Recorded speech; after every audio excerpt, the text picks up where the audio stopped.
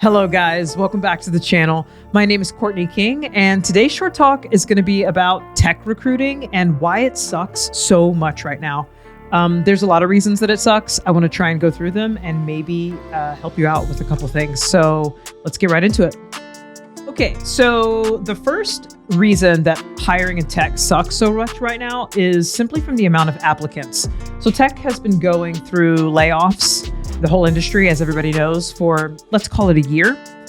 And on top of that, a lot of the folks that were laid off were maybe a little bit more senior in their roles and paid a little bit more. So the reason that tech has been going through layoffs is because of uncertainty about the economy. A lot of companies are just trying to scale back in terms of their budgets. So when that happens, a lot of times they will lay off people who make more, right? Makes sense.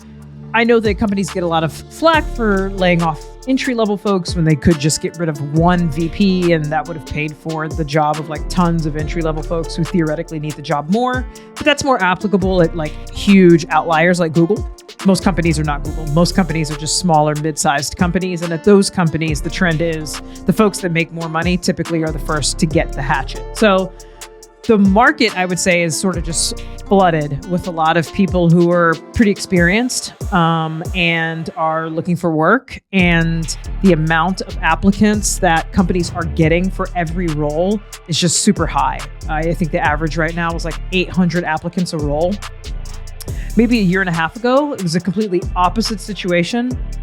Companies were really struggling to get talented labor. They were throwing all sorts of cash at people to get them to leave their jobs, and recruiters could not get enough applicants in their pipeline. It was a totally opposite situation. So now things have reversed. There's a lot of jobs out there, still a lot of hiring going on, but every job is getting way more applicants.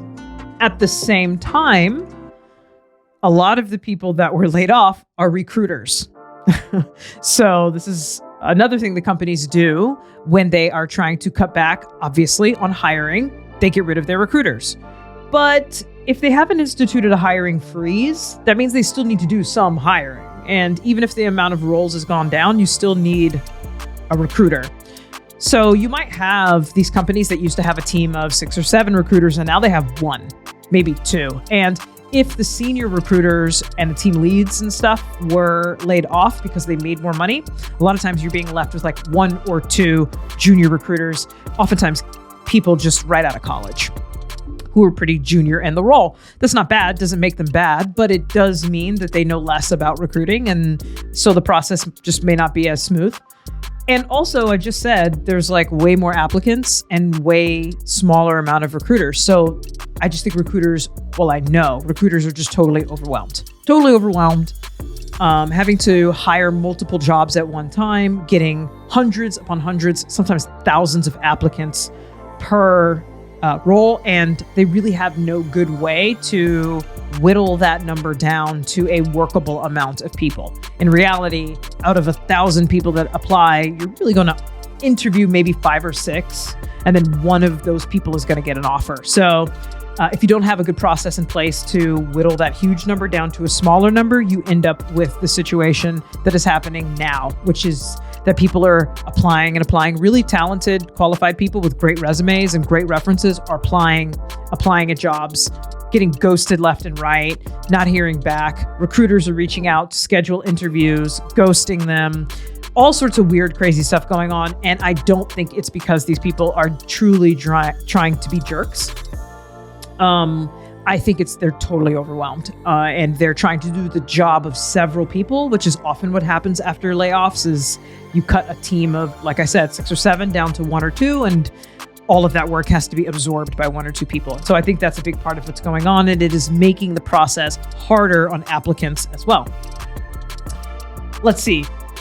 The other thing that's happening, because there are less recruiters, is that hiring managers are getting pulled into the recruiting process a lot more. So if you don't know, a hiring manager is the person that is ultimately going to be the boss of that role. So if you're hiring a software developer, the hiring manager is the team leader of those software developers, right? And so it's usually someone who manages people, usually someone more senior in the role. And because there's less recruiters, they're getting pulled in to do a bigger part of the recruiting process.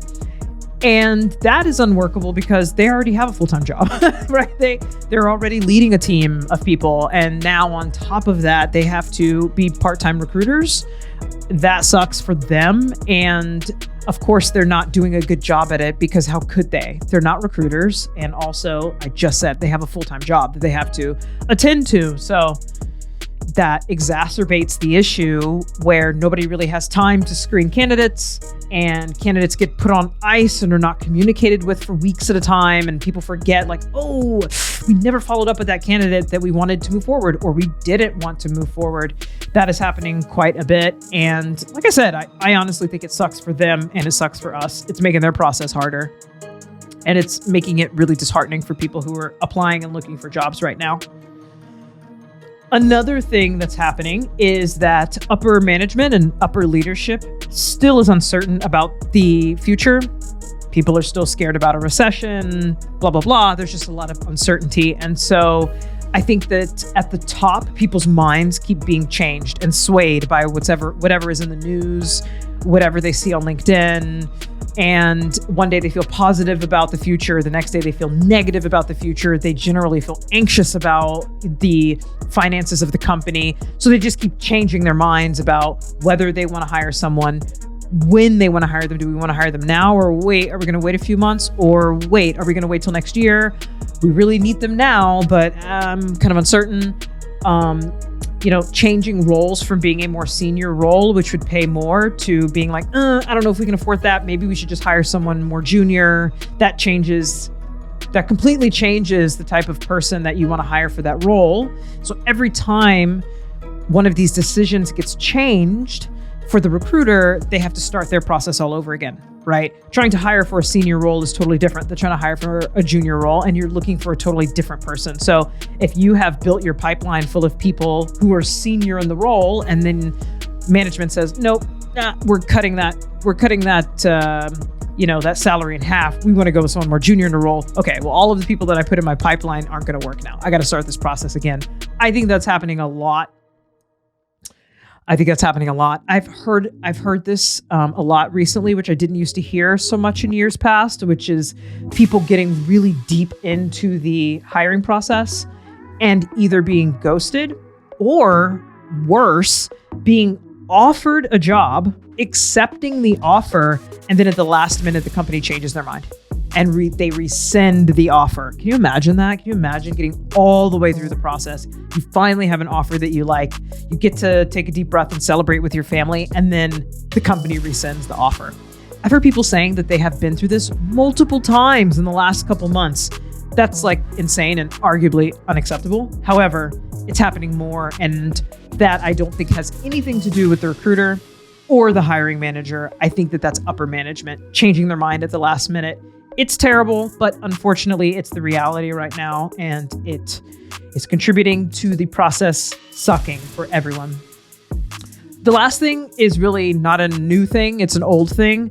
So pretty much any job, many jobs in many industries, but really specifically in tech, companies use something called an ATS as their first, screening of a candidate. ATS stands for Applicant Tracking System. And there's all sorts of things that you can do, but it's a platform basically used by recruiters to keep track of all the applicants that they have for their roles. One of the things that these ATS systems do is scan your resume for keywords and phrases that have been set up by the recruiter or the hiring manager so that they can pinpoint people, right? Out of these 1,000 resumes that I have to look at, the platform can scan and be like, okay, these 20 resumes or whatever are going to be the strongest. They have the most corresponding keywords and phrases that is relevant to the role. That sounds good in theory, but anybody who's worked in tech in the last couple of years will tell you that they just don't work very well. These systems don't work very well. They are not super accurate at selecting folks who would be the best fit for a job.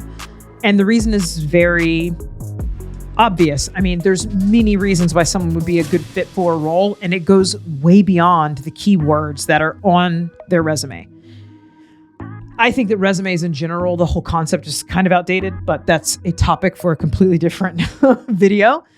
And so these resume scanners are really just a really dumb piece of AI that, again, it just like reads the resume and it's like, okay, the word customer is in this resume. The word technology is in this resume.